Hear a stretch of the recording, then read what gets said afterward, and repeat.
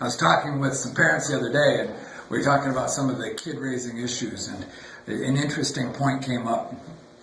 When your kids are really young, you've got to do everything for them, and if you want them to do anything, whether it's to do their homework or make their bed or any of the things that you might be starting to delegate to them, you've got to pretty much do it for them and provide 100% supervision.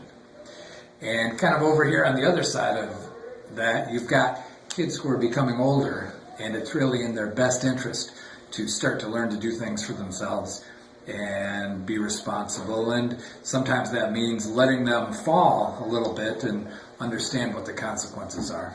I think both of those are kind of clear. Where it gets muddy a lot of times for parents is that area in the middle, where you're starting to transition from the younger responsibility level to the older.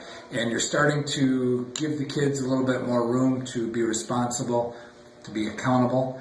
And a lot of times I think that's where this thing gets derailed. And you've heard me say this before many times, but I always think that people require a lot more supervision than most people expect. That goes for people on a basketball team, or employees in a company, or the Boy Scout troop, or a bunch of professors if you were called to supervise them. I think everybody requires more feedback and supervision than you expect. But I think with kids in particular, I think where you're trying to transition responsibility toward them, what's important is that you move at that cautiously. And if you make the mistake of going too slowly and being too cautious, I think you can correct that pretty quickly.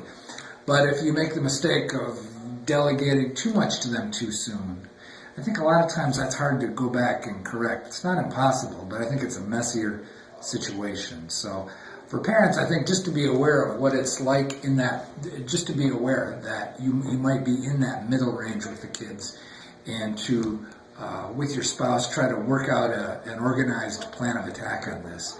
I think it'll get you pretty good results.